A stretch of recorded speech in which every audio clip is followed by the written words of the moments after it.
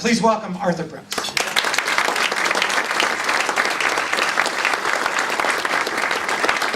Thank you so very much, and what an honor it is to be here. Thank you to all of you from the Georgian Public Policy Foundation and Georgia Center for Opportunity. And I want to start off right off the bat by saying, how many of you are donors to one of these two great nonprofits here? Thank you for doing that. Congratulations on your wisdom in supporting these organizations. Why do I say that? Because as a fellow member of the nonprofit community, we rely, like these great organizations, entirely on the support of people who want to display their values, are looking for a way to do so, and are doing so with their treasure. The work that the Georgia Public Policy Foundation and Georgia Center for Opportunity do, we see in Washington, D.C.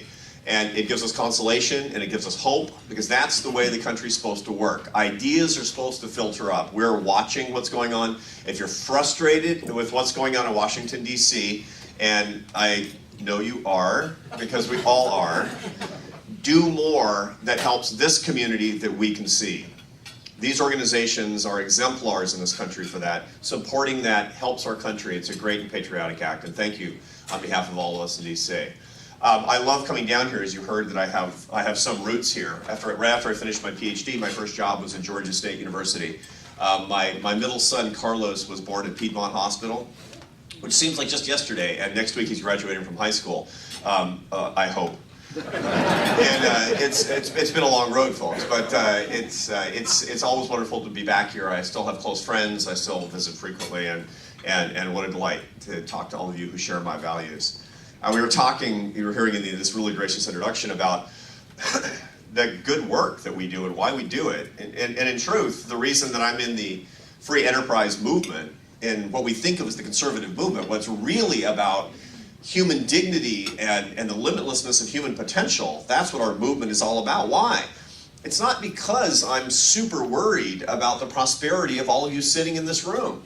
I'm glad you're comfortable, I'm glad you're prosperous, but I'm fighting for, I'm a warrior for the people who are not in this room, the people who can't be with us, the people who don't have the standard of living that we enjoy yet, because they are not enjoying the full fruits of equal opportunity, of mobility, of the sense that they can earn their own success. I want to be a warrior for that for the rest of my life, and I know you do too. What holds us back from that? The answer is not good ideas. I mean, read the website of the Georgia Public Policy Foundation. Tons of good ideas. The American Enterprise Institute. Lots and lots of good, better ideas than the traditional ideas of big government, the traditional ideas of greater regulation.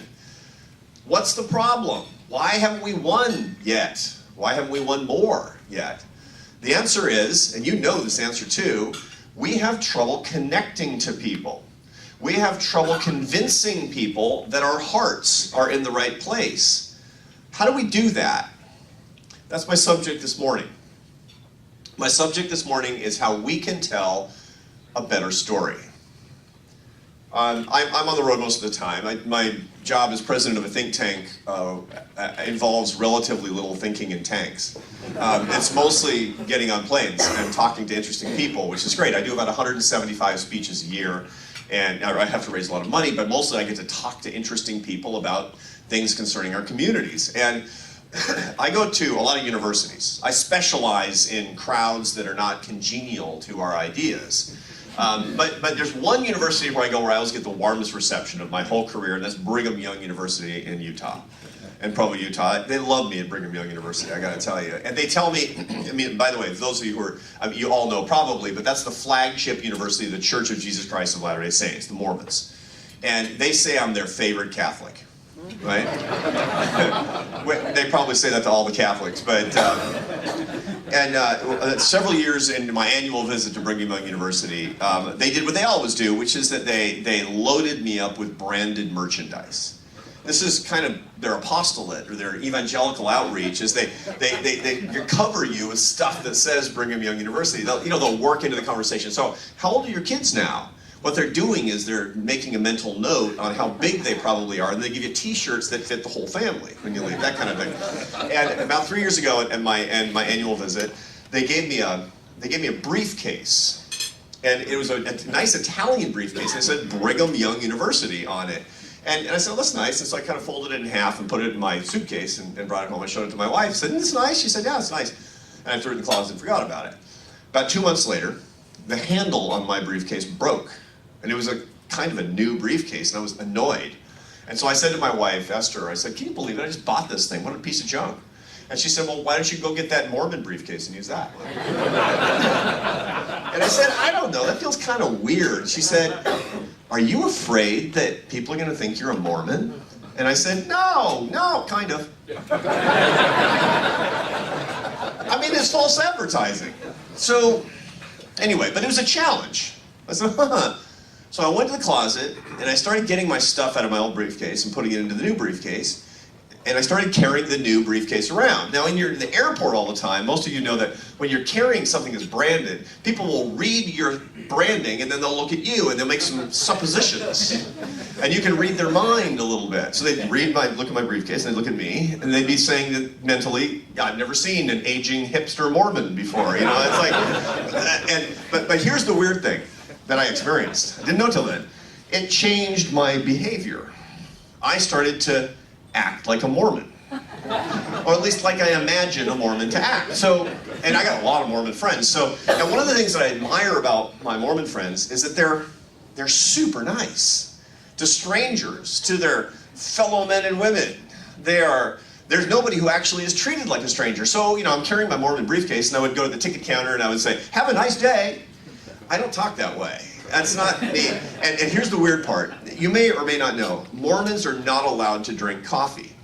So I stopped carrying coffee when I was carrying my Mormon briefcase. And here's why. I had this sort of paranoid fantasy that some guy would go home and, and say to his wife, I was in O'Hare Airport this morning, and I saw this middle-aged Mormon guy. He thought nobody was watching. At Starbucks, he was buying a venti latte. I told you they were a bunch of hypocrites. And I didn't want to besmirch their reputation. I was living up to higher moral standards than my own because of the story my briefcase was telling others. What does this illustrate? The power of connecting with other people, with human facts, with the stories about ourselves, how we can elevate ourselves and connect to others. We can't miss that opportunity. If our cause is important enough for us to come to this breakfast and to give our money, and for a lot of us to give our careers, we better tell the stories of humans and how the humans are affected by our policies, because otherwise we're just missing the boat. So that's what I want to do. I want to talk to you about three things. I want to talk to you first about how stories work on your brain. I want to convince you with science, as much as I can, that we must be better about this in our movement. Then I want to talk to you about what stories are not, which is simple identities. And I want to make the case that telling stories to unite us is not the same thing as engaging in the horrible identity politics of the current moment. When I say identity politics, I mean on the left and on the right. We have to reject that. And then I want to tell you how I think you can use the information I'm going to talk about starting today. In other words, I want you to, this afternoon, be able to start telling better stories. Okay, so that's the task at hand. Let's start with a little bit of sort of the science lesson. Now, I have 3 kids, 20, 18, and 15. I'm not here to tell you my problems, but and there's a lot of problems with with teenagers. But my oldest son, he's a sophomore at Princeton University, and he has a professor named Yuri Hassan. Yuri Hassan is an Israeli neurobiologist, and he specializes in understanding how the brain looks when you say different things to people. Why? Well, social psychologists and neurobiologists now for years have understood that the brain is kind of a black box. There's a lot that we don't know. And so brain mapping is a very big deal. When in marketing, for example, when I expose somebody to a new product, I want to know what part of the brain is illuminating. It gives me information on how I can affect people, for example. Okay, so this guy, Yuri Hassan, has this incredible hypothesis that you can get people's brains to link to each other under certain circumstances. He takes 2 fMRI machines, functional MRI machines. He put them side by side.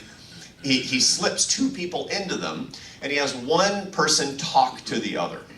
Okay, now, they start off by having a conversation about the weather, or the baseball scores, or whatever, and their brains don't look like each other at all. They're just all over the map. Now he has the first person tell the other person a story, an intense story, a personal story, a moving story, something that has real characters because it's about him. And what you find is that within seconds, when a person is being told a story, the listener's brain will start to look just like the teller's brain. In other words, the same parts of the brains will illuminate. It's almost as if you're leading, you're coupling. As a matter of fact, that's what he calls it, brain coupling. This is power, my friends. If you want people to link to you, to lock in on you, if you want to be a more compelling speaker, you need brain coupling. You can't afford to have people's brains going all over the place. Within the first few minutes of your speech or your interview or your Thanksgiving dinner conversation with your sister-in-law who may not agree with you politically, you better tell a story. Because that story about human beings helps people to understand the human element of what you're all about. It will show them that your heart is about people and not about facts and figures. You need brain coupling. Now, use this responsibly. It's very important. Yet it's power nonetheless. That's the first idea, is brain coupling. And by the way, there's one interesting thing that Yuri Hassan finds in his research, which is that when you tell stories about yourself that are intimate enough, that the listener's brain will get ahead of the teller's brain. In other words, when you're telling something that's engaging enough, the person listening to you, their brain waves will actually start to anticipate what you're going to say. That's very heavy power when you think about it, isn't it? That's when you say, "Are you on my wavelength?" That's literally what you mean. Okay, second point about how this works, how stories work, comes from a different branch of brain science, which is neurobiology and a hormone that we often call in the vernacular the love molecule. What's that? That's oxytocin.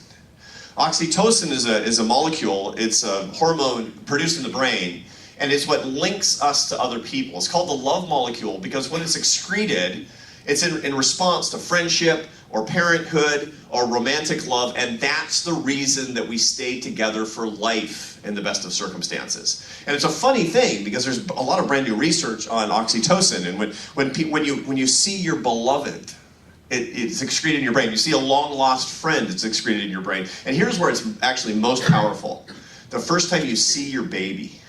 That's what. And by the way, it's very easy to measure because it's blood oxytocin levels. It clears really quickly. It's a very easy thing for scientists to understand. And what we find is that the main reason that humans link so heavily to their own baby from the very beginning is because oxytocin imprints love permanently on you when you experience it and you're looking at another person's eyes. It's funny, when my wife was pregnant with our first son, I was in just the throes of my doctoral dissertation. I've been working 16 hours a day, and I'm a behavioral social scientist, which means that I was in kind of a bizarre world of not entirely human feelings. And I'd been working hard for a long time on this strange science, and I had this thought. My wife was days away from giving birth to our son. I thought, why would it be that I would be more connected to that baby than any other baby? Only under those weird circumstances would you think such a strange thing. But and then he was born, and I was holding him literally seconds after he was born, and I almost felt something physically pop inside my brain. That was oxytocin. And within a second, I would have died for him, that baby that I'd never known before. We had another child a couple years later, right here at Piedmont Hospital, same thing. And then came the real social science experiment, because a few years after that, my wife and I adopted our third child from an orphanage in China.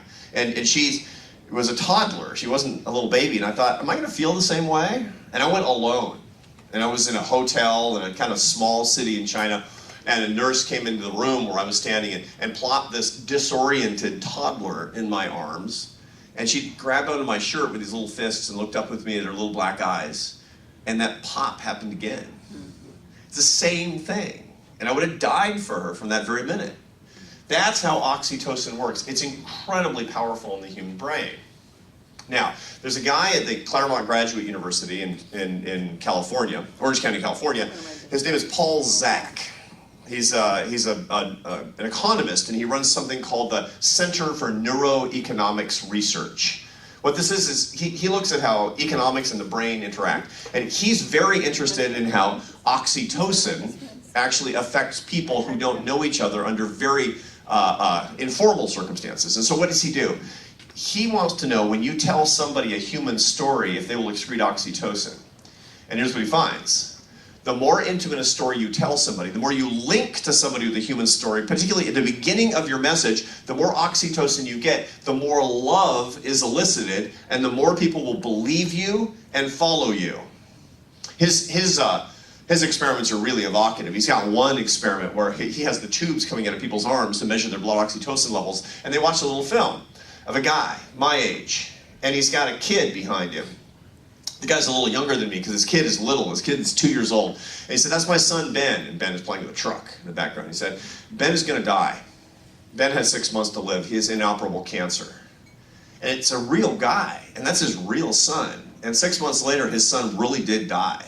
This is a real film. It's actually a commercial for St. Jude's Children's Hospital.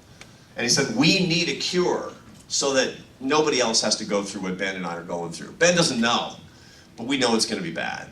And people are watching this, and it's just oxytocin pumping through their veins.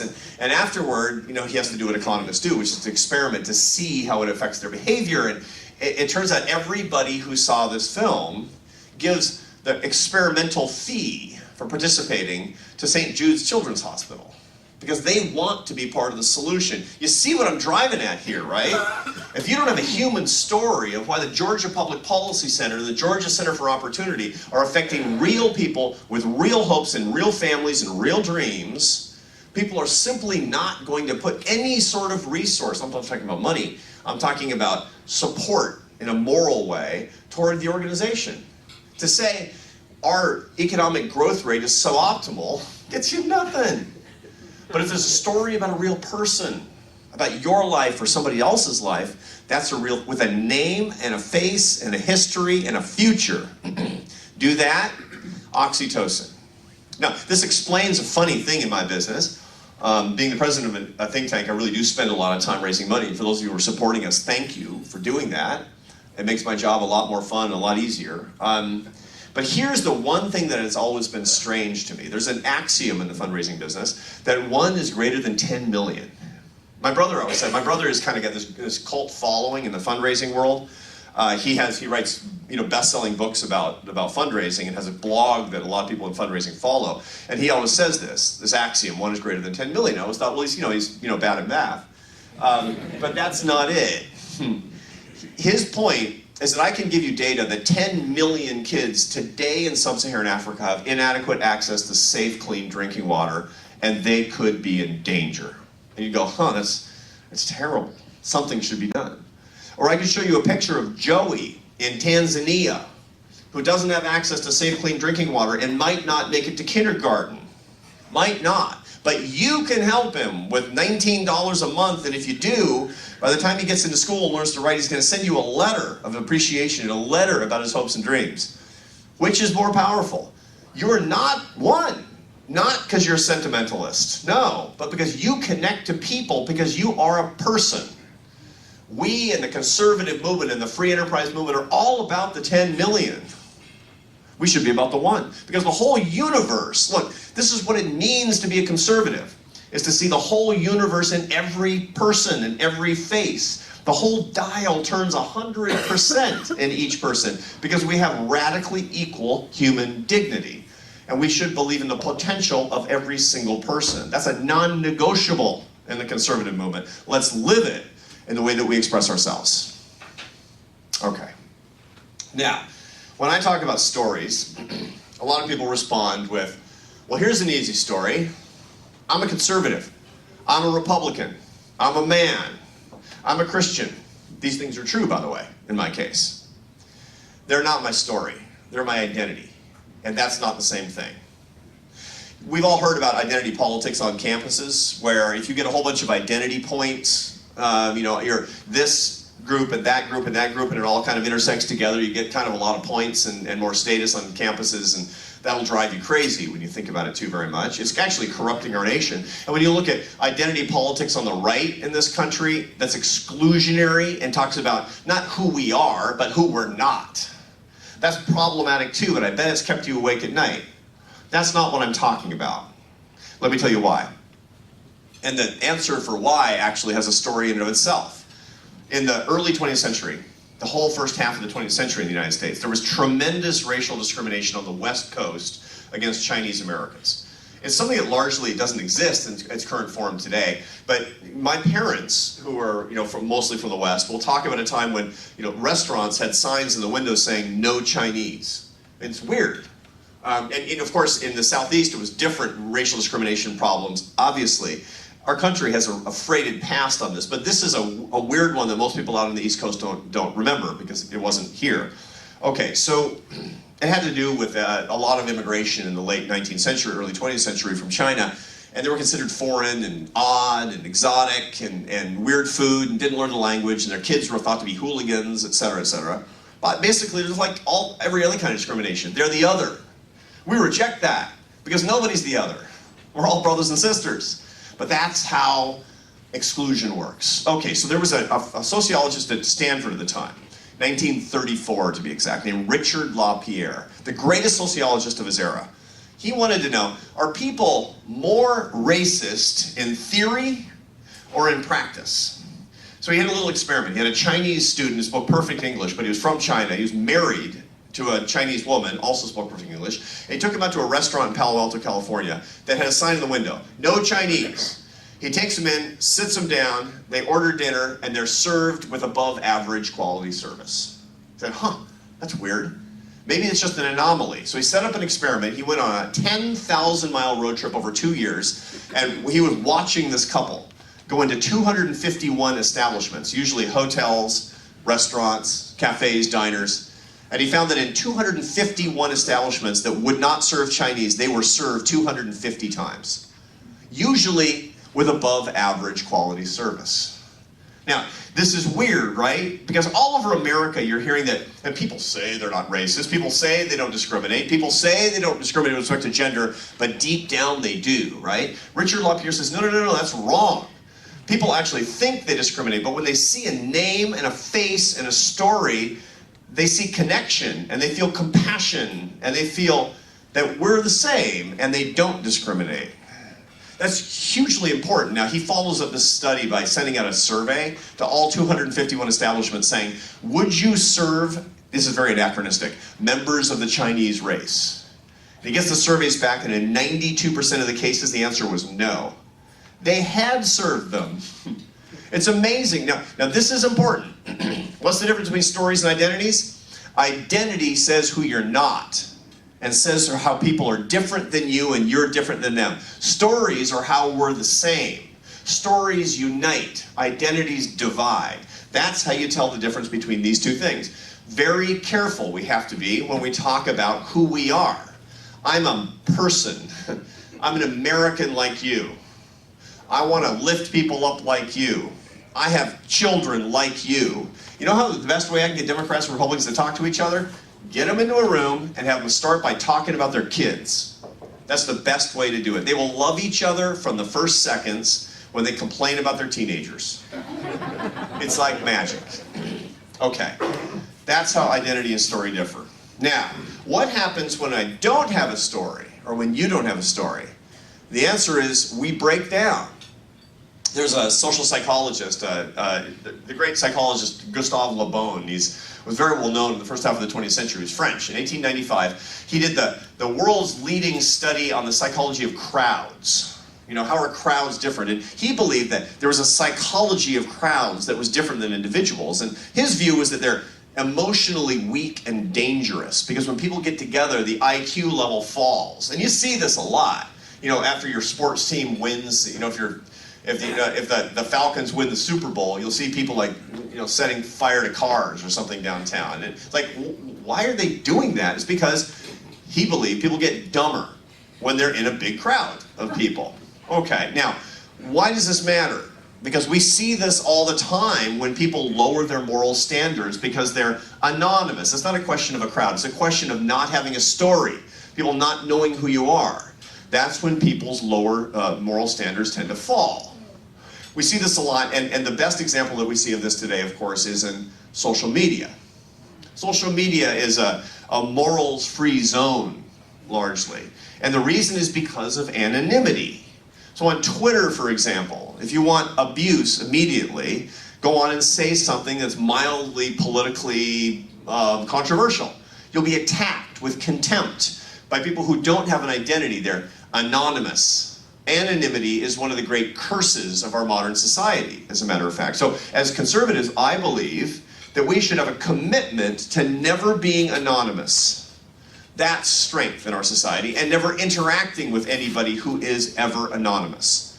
This is one of the things that I recommend to my friends who are in political life. I do an hour session on communications for members of Congress every month in Washington, D.C. And one of the things that I told them in their last session was, I want a month-long commitment as an experiment to never answer anybody on social media who is not giving their true name. Furthermore, in no town hall meetings should you ever let anybody speak who doesn't say their name and their address and their profession. That's because our society requires it. Remember, Twitter is not the Federalist Papers. This is not a big sacrifice to democracy that we should ask people to do something like this. And I believe it's the strength of moral character that should be that should actually be summed up in the way that we behave on these, and how we behave, and the kind of behavior that we demand. Anonymity is a curse. Don't be. By the way, you know the best way to fix traffic in Atlanta?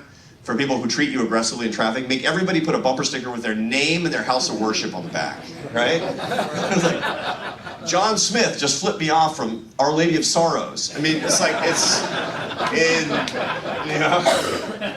yeah, that's how you get people to behave better. Okay, let's make this more practical now.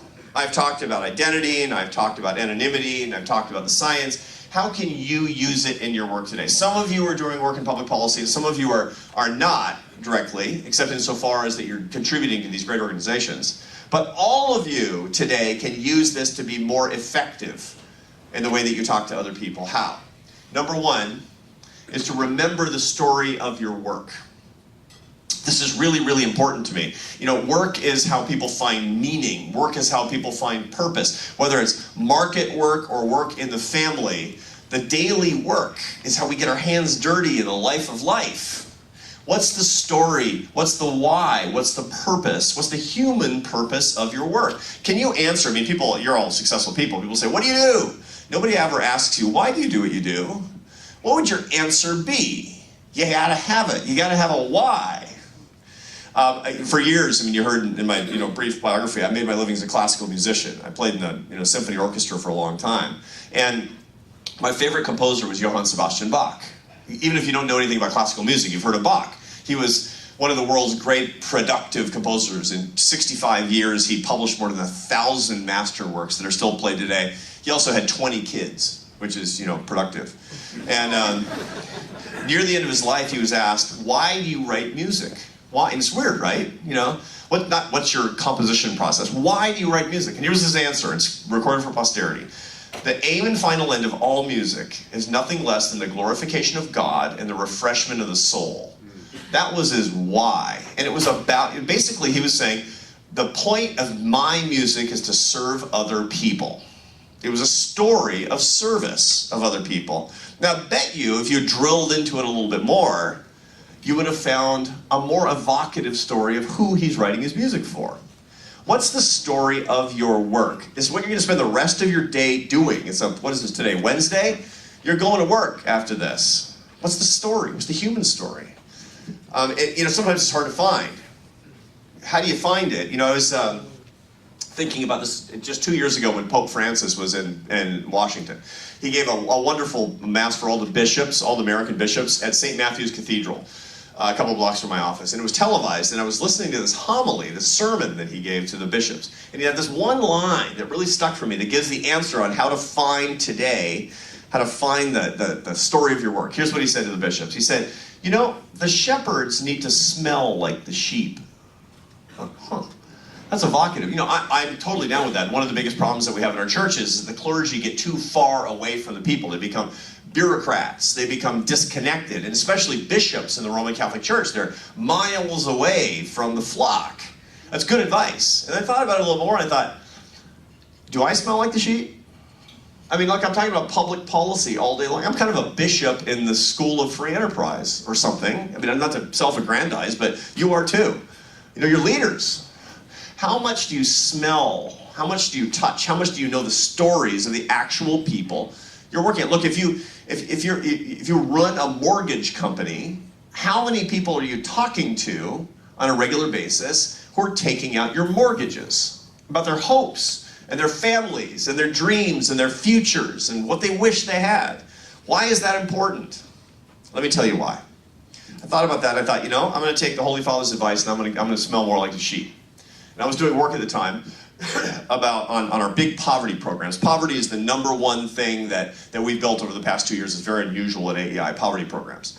And so I said, I'm going to start going to more of the organizations that are doing great work, that are instantiating, that are vivifying AEI's policies in the lives of poor people. So I went to a place in New York that I think very highly of. It's called Ready, Willing, and Able. If you've never seen it, when you're on Fifth Avenue, you see these guys sweeping the streets in blue jumpsuits. These are guys in this program. It's a homeless shelter for men, almost all of whom are drug and alcohol abusing or mentally ill or have been. Almost all of them have been in prison, and almost all of them have abandoned their families. These aren't just unloved people. These are people considered by society to be unlovable. Now, this organization has phenomenal success in getting people back into work and keeping out of prison and staying off of drugs. How? Work. Work. Work works. That's just the case. You know, we have a tendency to say, you know, look, I love my job, but I don't want to force anybody into a dead-end job. And, you know, minimum wage jobs, those are lousy, and how can we expect people to do that type of stuff? You know, that's the wrong attitude because, you know, I bet you, and let's just have a quick show of hands, how many of you started your lives in a so-called dead-end job? Let's call that, you know, 100%. Close to. Everybody did something, and it had dignity, and it taught you discipline. Okay, so I'm going to this place called Ready, Willing, and Able. I'm meeting some of these guys, and I met a guy. And again, this is the Pope's words are ringing in my ears. What can I learn? Not as a shepherd, but from the flock. So I'm talking to this guy. His name is Richard Norat. And I meet him about 9 months after he gets out of prison. He's been in prison for 22 years for murder in New York. He, you know, a classic case of dysfunctional family, unsupervised, parents broke up, started smoking weed in junior high, harder drugs in high school, petty crime, a robbery of a convenience store goes wrong, the clerk gets shot, he gets blamed, prison for life.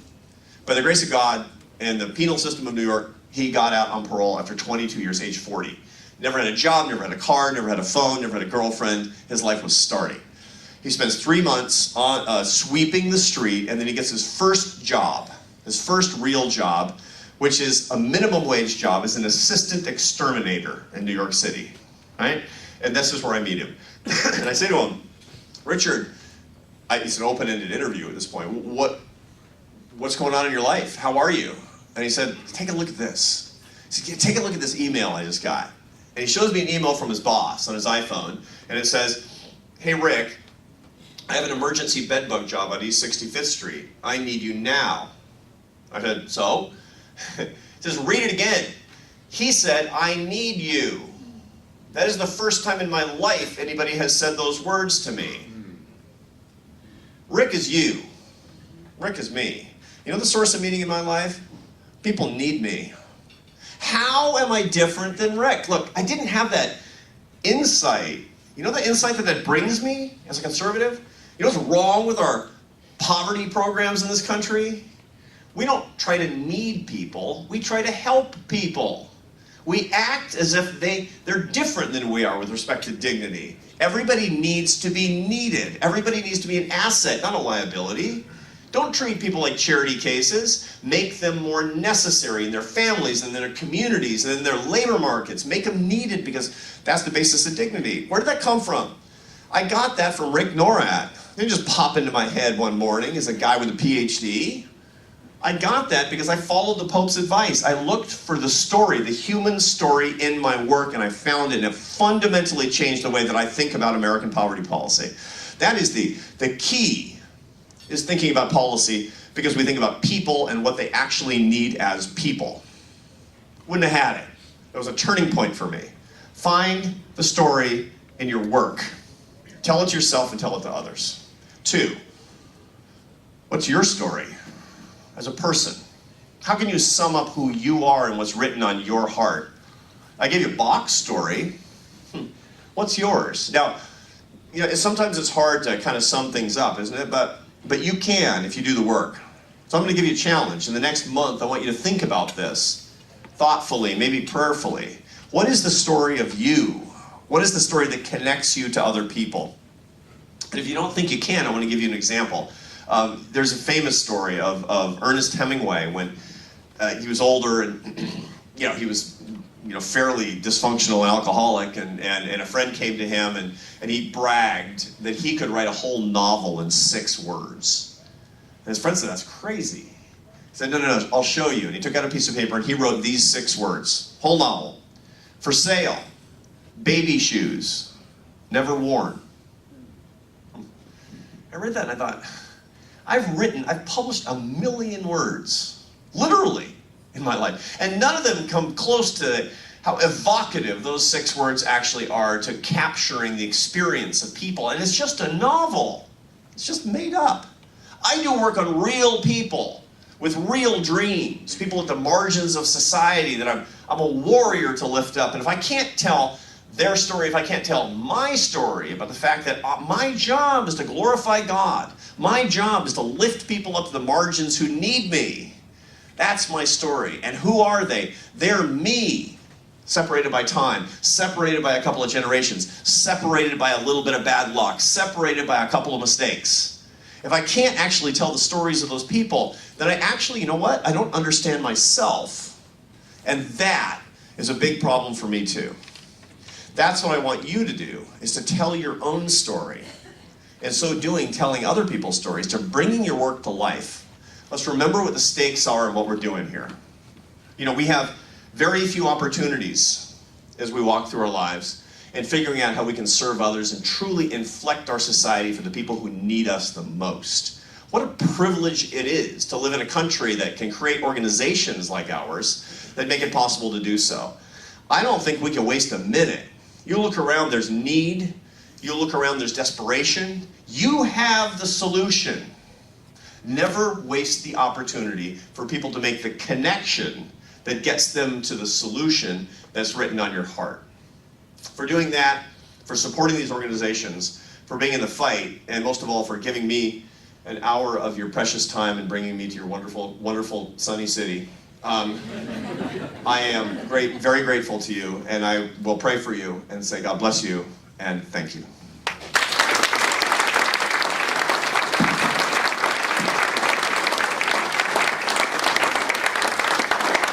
I think there were probably a lot of similar appearing brains during that discussion. That was just wonderful. And as a columnist in my previous job, I would come to a lot of events like this, and usually I was looking for something to write about. And what I found when I would come to hear Arthur Brooks speak is that I would find a different way to write, a different approach to it. And I hope that you'll take that with you today too. We do have some time for some Q&A, and I want to kick off while you're maybe thinking about your questions and ask. You refer to Democrats and Republicans and the division that we have. How do we tell a story that brings, and I'm not talking about the mushy sort of bringing together, but just to the point where we can actually work together as to accomplish things, because I think most of us recognize that that's not happening right now. The affirming stories of connection are ones that actually tell the tale of people who disagree and come together around a common cause. Now one of the things that we're very allergic to in this country right now, we're very allergic to disagreement. We're really worried about disagreeing. It's become very hard to disagree. And I bet some of you even feel this in your families sometimes, where it's touchy. I mean, you can't talk about the Democrats or the Republicans or the president or the election, or it feels very tense, as a matter of fact. But I want to ask you a quick question. I did one quick survey before, but I want to do one more quick survey. How many of you love somebody with whom you disagree politically? Me too. Me too. And it's very strange to me that we're living in a country right now where we're being pushed by certain politicians and a lot of our media to hate those people. That, my friends, is not right. Who are your true allies? Some talking head on TV? Some Russian robot on Twitter? Who are your real allies? They're the people that you disagree with politically, but that you love. We need to stand up against the bullies that are pulling us apart. And we need to connect to the people with whom we disagree. That's the only source of happiness that we've got. These are a life raft trying to get from one end of the day to the other. There is nothing wrong with disagreement in this country. So the key thing that we have to remember is that we have to stop being afraid of a competition of ideas. We have to start remembering that we have a common set of goals in this country to make the country better, but a different way to do it. I have strong views. I'm not a centrist. I don't have a centrist bone in my body. If you talk to me about free enterprise versus socialism, I know where my vote comes down every day of the week. And I will fight for it, but I refuse to hate people who disagree with me. Because that's not how I'm wired, and that's not what I want to do. And because I understand that my stories and their stories are intimately linked. So the first thing I would ask us all to do is to stand up against the people who are telling us to hate other people in our country. Liberals are not ISIS. They're our sister-in-law. They're our aunt. And we love them. And that's a deep kind of important human connection. We can build, look, I mean, the center-right is the heart of where most people are in this country. I mean, I bet the average ideology in this room is the most mainstream ideology in America today. The Georgia Public Policy Foundation is the most mainstream policy organization in America today, right? Let's help people remember that ideology should really be at the effective American center and bring people together around it, even those with whom we disagree, because we have common moral ends of what a better country looks like, and we have love and brotherhood and solidarity for each other. Right. We have Kara with AEI who has a microphone over there, so raise your hand if you've got a question. We've got one over this way immediately. Right around the corner here. Scrambling. No, we got a mic. If you could tell me your name and where you work, that'd be great.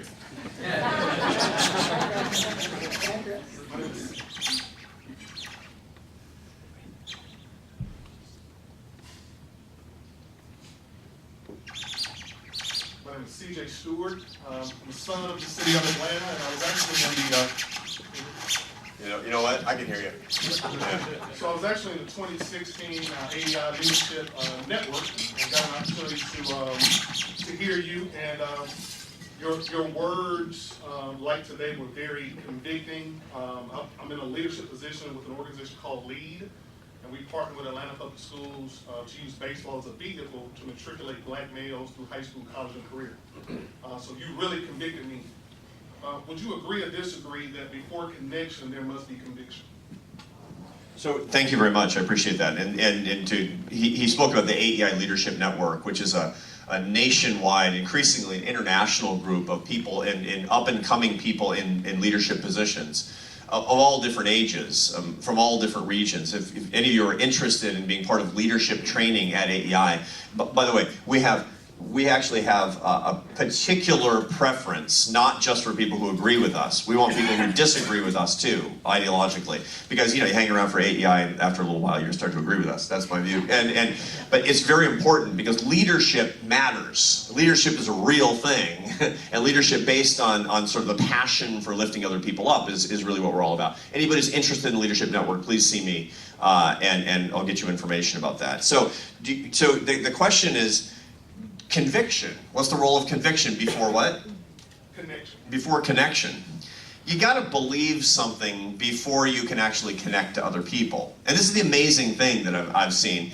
People will connect to other people if they believe that there's sincerity, even if they disagree with the beliefs that they perceive in the other person. It's a big part of the problem that we have in politics today is you see politicians who are really inauthentic. And they're telling a story, even the kinds of story, they'll get the stories leadership training. I have a whole seminar I give on how to tell stories for politicians, and they'll say, okay, tell me how to plug one in. And it's like, and then it's always, the same guy. I met a guy in Dayton, and the guy in Dayton had lost his job. And I'm thinking, you never met a guy in Dayton. I can tell it's a false story. A fake story isn't good. It has to be a real human. It has to be real, because people can sense that. They can sense that insincerity that comes from that. Look, until you understand what you really believe and what's written on your heart, people are not going to be able to connect to you. People only want to connect to people that have beliefs. That's absolutely true. That's the reason that I said, step one is the story behind your work. Step two is the story of your life, is the story of who you are. You don't have to tell your absolute, background story, ad nauseum to every single person that you meet, but you better know it. Otherwise, people won't be able to make that connection with you. This is bench science of connection to other people, is the conviction of your own beliefs and understanding yourself. Is our mic working? It's not. Our mic is not working, so it's okay. I'll repeat your question. Yeah. It's okay. I'm a new state senator. I'm Kate Kirkpatrick, and I'm a retired orthopedic surgeon as of a year ago. I came from a world where everybody liked each other, and things made sense because it was based on science. And now I'm in a world where people hate me who have never laid eyes on me. Just wonder if there's any advice on how to move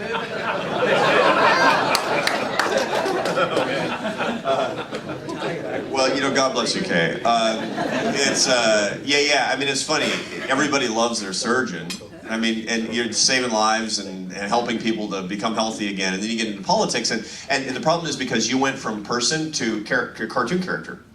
And that's what we do to politicians. It's extraordinary to me because I have these close friendships with members of the U.S. Congress, really close personal friendships. My birthday was 2 days ago, and I got a whole bunch of texts from my friends in the Congress. And it wasn't just because they're like, "I would sure be great if I could go speak at AEI." No, they can do that anytime they want. It was because they're my friends. And the funniest thing since I've come to Washington, D.C. is the recognition that everything I thought I knew about politicians was wrong. Because I didn't know any politicians before I came to DC 10 years ago. And now a bunch of them, dozens of them are my friends, and a few of them are my close friends. And I gotta tell you, my personal estimation of members of the US Congress has skyrocketed. It's so weird. It sounds like, in DC, those guys, what a bunch of clowns. What a bunch of coconuts. Can you believe? They're no good. They're lazy, they're a bunch of takers, and everybody's trashing. No, they're patriots. They're not perfect. Because they're just like us, and they don't know what to do. They have terrible alternatives. And they're trying to choose between terrible alternatives, and people are screaming at them all the time.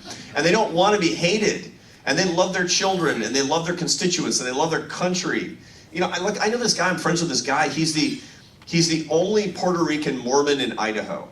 Right? And it's like, and it takes him like 9 flights to get home every weekend.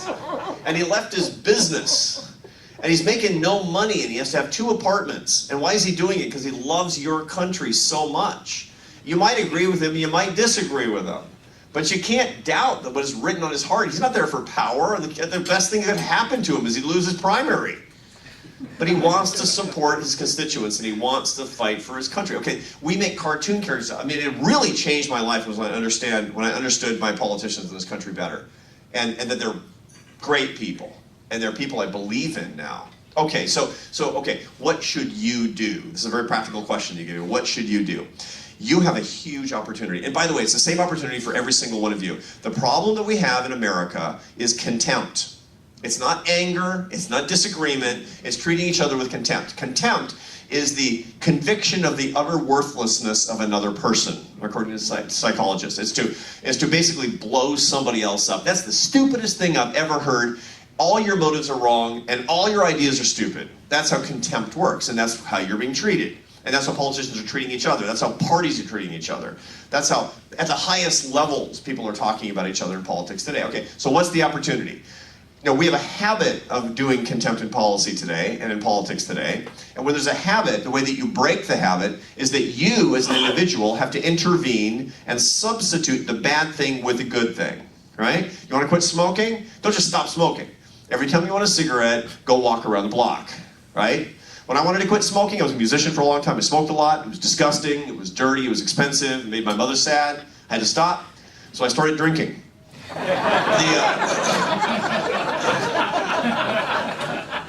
So you have a habit if you're in the habit of contempt, all of us are, here's what you do. You're treated with contempt, and your habit says, return contempt, right? Break the cycle and answer with kindness. This is this huge moral opportunity. Why? Because breaking the cycle of contempt is inflecting. It's surprising. It's actually weird. So here's what I recommend to politicians and my colleagues at AEI, and by the way, to all of you, depending on how much you're intervening into the cycle of political contempt today. Go on social media today and wait for somebody to treat you with contempt and use that as your opportunity today to return kindness. It's crazy the effect it has on your heart and the effect that it has on the conversation. You know, you know who gave me that advice was, believe it or not, the Dalai Lama. I work a lot with the Dalai Lama, the head of the Tibetan Buddhist leader. I've made a film with him, we've written together, we're writing a book together right now, and I asked him, what do I do when I feel contempt? And he says, show warm-heartedness. He said, remember a time when you did that. And I had this memory, this crazy memory. It was just good luck, but it helps me to remember the effect of this. I just written this book, my first commercial book. I was teaching at Syracuse, and my life was happy and it was blissful, and I was anonymous, and I was just teaching my classes. And I had written many books, and they were boring, and nobody ever read them or bought them. But I wrote a book that suddenly hit the news cycle weirdly in just the right way and started selling hundreds of copies a day. It was about charitable giving. It was called Who Really Cares? And it asked, who gives more, conservatives or liberals? And again, it's just data. Like just looking at the data, and it turns out conservatives give 4 times as much, even though liberals think they give more. And it was very interesting to me. And of course, that was controversial, but it hit the news cycle, and I was on the radio and on TV all the time, and I was getting email from people I'd never met before, because when people read your book, they think they know you. And so the people say, I loved your book and I want to tell you my life story, or I hated your book and I want to tell you why. It's like reaching out and touching somebody you don't know. It's odd, but it happens a lot when you have a best-selling book. And I didn't know that, so it was disconcerting. This guy reaches out to me 2 weeks after the book comes out, and an email comes in, and it says, Dear Professor Brooks, you are a right-wing fraud, which is a pretty unpromising way to start an email. And I noticed that this email is like 5,000 words long.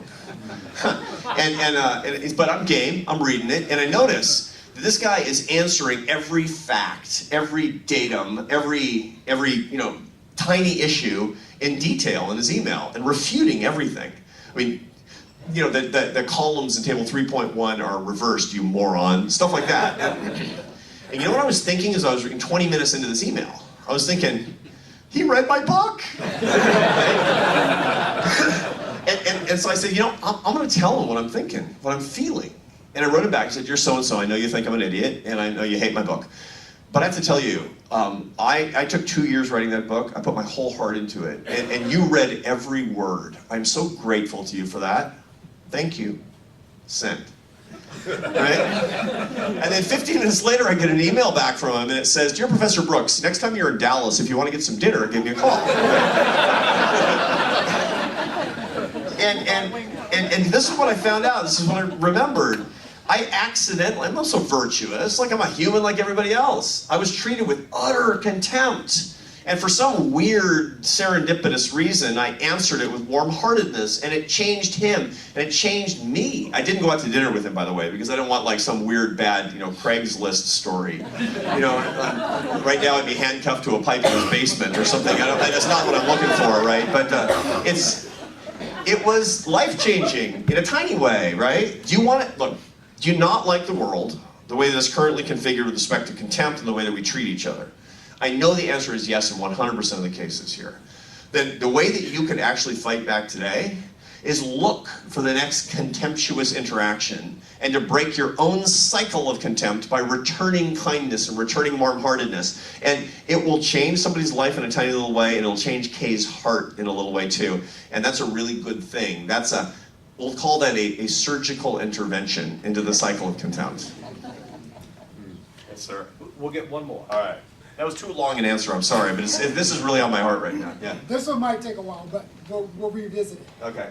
Leo Smith, bridge builder, policy advocate, Engaged Futures, and new member of the AEI Leadership Network. Right on. So, thank you. You have spoken that you have committed for the past 2 years to anti-poverty work. It's one of the reasons why I took the offer up and came and joined you guys in Washington, that work in particular. You're in Atlanta. In a letter to and from a Birmingham jail, King wrote about his connection through story with his jailer, his white jailer. How much money are you making? Can you take care of your family? You should be marching with me. what opportunities do you see for us across the nation to bring King's legacy and move it forward and have it transcend with the kind of work that conservatives can do with free market, pro-capitalist kinds of activity? So, King is an inspiration to all of us in a lot of different dimensions. Let me mention one. King was about stories, not about identities. Classic. Why? Because he was always looking for ways to connect with other people, not to show the difference with other people. He was not an identity politician. He was a connecting politician. What was he doing? He was not creating bonds with an in-group, which implicitly creates an out-group. He was creating bridges with all people. He took, with the genius, the social entrepreneurial genius, to be, I've written a textbook on this subject, to be technical about it, of Dr. Martin Luther King, was he took a protest movement and made it into a moral movement. And by so doing, he mainstreamed it. Everybody my age takes these things as truths. I mean, as truths as self-evident to the words of the Constitution, is the things that Dr. Martin Luther King said. That was his genius, was bridging. So here's the key. We all believe really strongly in certain things that in some cases are actually pretty controversial, that not everybody agrees with. The key the key to the success of this is to not be in just the protest movement, but to be in the connection movement, to find exactly what it is that is the moral core that we agree on. And when we disagree, we're simply competing with each other to find better ways to meet that moral core. And so we're about pushing opportunity out to the periphery, to lift people up, to serve people who have not been served. We're all agreeing on that. Now, as a conservative, I happen to believe that our country has too much empathy and too little compassion, right? We're feeling too much pain while actually not doing what people need. And that's uncompassionate while it might be empathetic, right? I have to instantiate that in public policies that require work. And I have to instantiate that in public policies that say you must do certain things that are responsible with respect to your family, with respect to your community, right? I believe it's compassionate, right? That's really important. But I completely agree with my brothers and sisters on the left who also want to lift their communities up. And I have to emphasize that all the time. You want to be more like King, emphasize the commonality of moral purpose, just as you talk about the difference in policy instantiation. That's as important to talk about the commonality in the middle as it is in the difference in the perimeter, and to compete in a healthy way. That's the only way that we can do it. That's the lesson for us to learn, and that's the opportunity for us to pursue as those of us who have strong opinions about public policy every day if we want a stronger country built together by every single American. Thank you again.